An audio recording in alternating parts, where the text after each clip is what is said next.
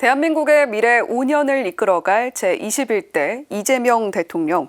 대선 슬로건처럼 이제 진짜 대한민국을 만들어가야 하는 책무가 대통령 앞에 놓여 있는데요.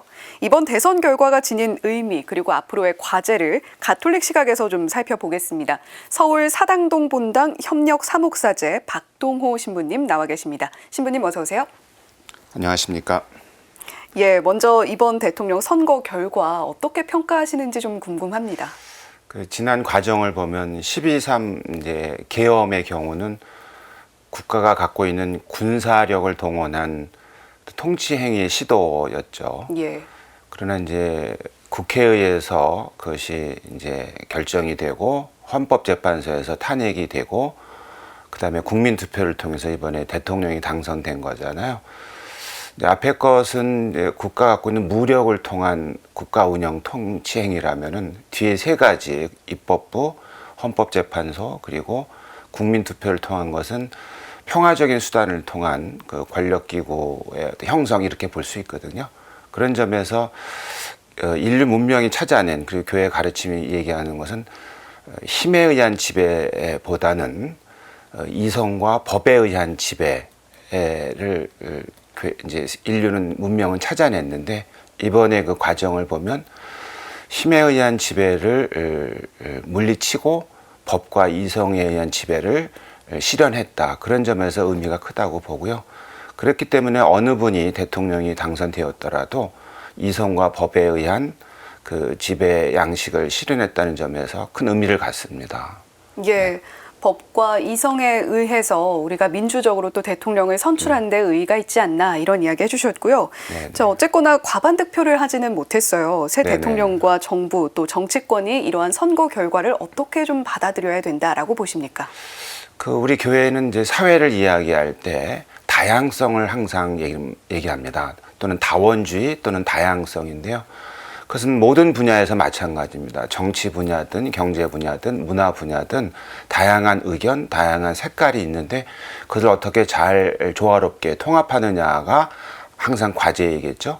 그런 점에서 과반수를 넘은 후보자도 없고 그렇다 그래서 그 2위 경쟁자가 형편없는 것도 아니고 또 3위 물론도 있고 4위도 있습니다만은 그런 점에서는 다양한 여러 견해, 이해관계를 반영한 것이고 그것 때문에 이 결과에 대해서는 남은 과제는 그 다양한 견해들을 어떻게 잘 조절할 수 있는가라는 숙제를 남겨놓은 점에서는 아주 자연스러운 모습이었다. 일방적으로 압도적이고 이런 경우는 사실은 시대적인 어떤 요청에 따라서 필요할 때도 있지만 또 국민 전체가 가지고 있는 요소들을 반영한다는 관점에서는 적절한 모습이었다고 좀 평가를 해요.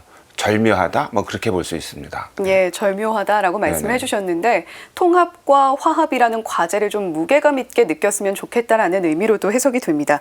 대선 기간 중에 눈에 띄는 공약이나 특별히 지켜봐야 할 공약이 있다라고 한다면 무엇을 꼽을 수 있을까요? 글쎄, 저는 약간 아쉬운 점이 있었는데 조금 전에 말씀하신 것처럼 통합, 화합 더하기 정상과 비정상 또는 내란과 또는 극복 또는 진짜 대한민국 이런 경우들은 굉장히 좋은 가치를 갖고 있는 언어들이잖아요.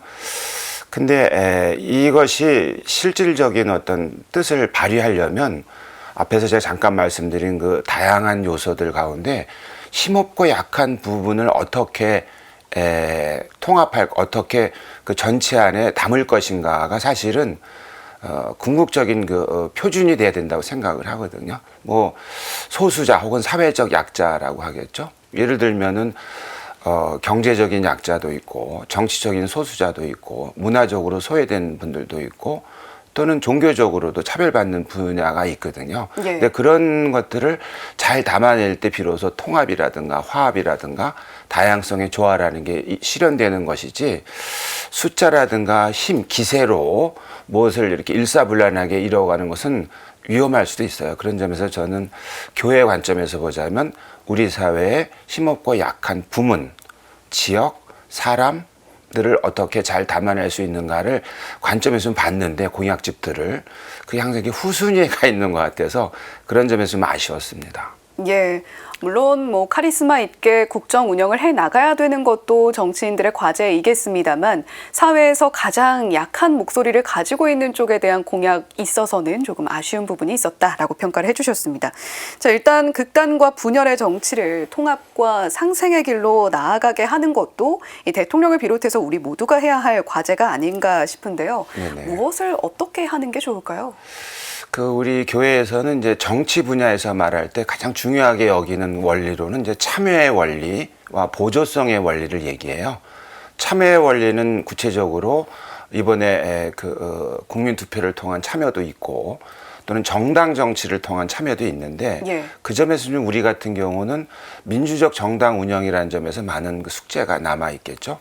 이제 보조성의 원리라는 것은 개인 혹은 중간 집단이 스스로 할 수 있는 기회, 분야를 라면은 상위의 권력 기구가 개입하지 않으라는 그 권력의 절제 원리도이기도 하고 한편으로는 이제 자율의 원리라고도 할 수 있는 거거든요.